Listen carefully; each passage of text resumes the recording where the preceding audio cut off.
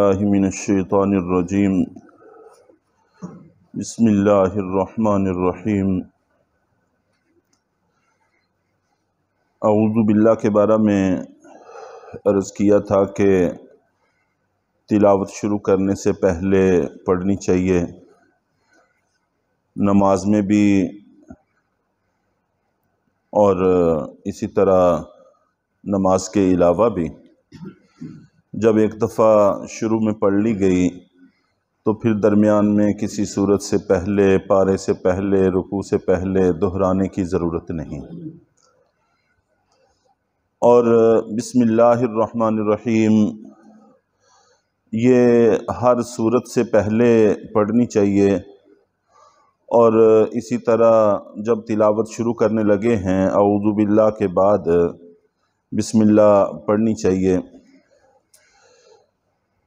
مشرکین کے اندر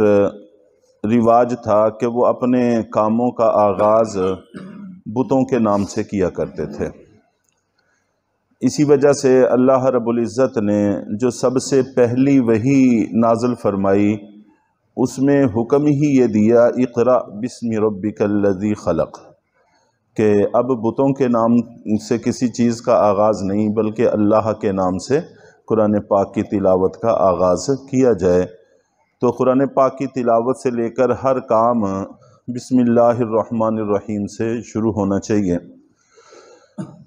البتہ نماز میں اور نماز کے علاوہ میں اتنا فرق ہے کہ شروع میں تو اعوذ باللہ کے بعد بسم اللہ پڑھنی چاہیے، اور اگر نماز کے اندر ہیں تو سورۃ فاتحہ کے شروع میں جب بسم اللہ پڑھ لی تو آگے اگر ساتھ کوئی سورت ملاتے ہیں تو اس کے شروع میں پڑھنے کی ضرورت نہیں ہے۔ اور نماز کے علاوہ میں ہر سورت سے پہلے پڑھنی چاہیے سوائے سورۃ توبہ کے۔ چنانچہ جب سورۃ فاتحہ شروع کی تب بھی بسم اللہ پڑھیں گے، اس کے بعد آگے سورۃ بقرہ شروع کی تلاوت کے دوران تو وہاں بھی پڑھیں گے، تو یوں تلاوت کرتے کرتے جو بھی سورت آتی جائے گی پڑھتے جائیں گے، لیکن نماز کے اندر ہر سورت سے پہلے پڑھنے کی ضرورت نہیں ہے۔ یہ ایک نماز میں اور نماز کے باہر کا فرق ہے۔ باقی رہی سورۃ توبہ، اس کے بارے میں بھی حکم یہ ہے کہ اگر تو ہم پیچھے سے تلاوت کرتے آ رہے ہیں تو پھر سورۃ توبہ کے شروع میں بسم اللہ پڑھنے کی ضرورت نہیں، ایسے ہی آگے سورۃ توبہ شروع کر دی جائے۔ اور اگر قرات ہی سورۃ توبہ سے شروع کرنے لگے ہیں تو پھر وہاں پر بسم اللہ پڑھنی چاہیے۔ نہ پڑھنے کی وجہ جو ہمارے ماحول میں مشہور ہے وہ صحیح نہیں، بس وجہ یہی ہے کہ صحابہ کرام کے درمیان دو رائے ہو گئی تھیں کہ یہ سورۃ توبہ پہلی سورت کا حصہ ہے یا الگ سورت ہے۔ چونکہ دونوں طرف مساوی رائے تھی اس لیے پھر اس کا نام تو الگ ہی رکھا، البتہ اس کے شروع میں بسم اللہ نہیں لکھی گئی، وگرنہ اور کوئی وجہ ممانعت کی موجود نہیں ہے۔ اس لیے اگر پہلے سے تلاوت کرتے آ رہے ہیں تو وہاں بسم اللہ پڑھنے کی ضرورت نہیں ہے، اور اگر سورۃ توبہ ہی سے شروع کرنے لگے ہیں تو پھر اعوذ باللہ بسم اللہ دونوں چیزیں پڑھی جائیں گی۔ بلکہ بعض نسخوں میں بھی مخصوص طرح کی اعوذ باللہ لکھی ہوتی ہے سورۃ توبہ کے شروع میں سائڈ پر، تو وہ بھی غیر تصدیق شدہ نسخوں کے اندر لکھی ہوتی ہے جو لوگ اپنی مرضی سے چھاپ دیتے ہیں۔ جو باقاعدہ طور پر علماء کی نگرانی میں نسخے چھپتے ہیں ان کے اندر ایسی کوئی بات نہیں ہوتی۔ تو یہ قرآن پاک کی تلاوت ہے۔ قرآن پاک کی تلاوت کے علاوہ بھی ہمارے نبی پاک صلی اللہ علیہ وسلم نے ہمیں حکم دیا ہے کہ ہر کام سے پہلے بسم اللہ پڑھنی چاہیے۔ چنانچہ آپ نے فرمایا کہ رات کو دروازہ بند کرتے وقت بسم اللہ پڑھیں،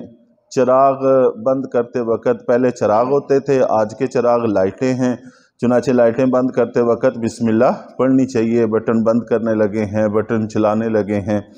جو خطرات اس وقت چراغ سے ہوتے تھے وہی خطرات اس وقت بجلی سے بھی موجود ہیں۔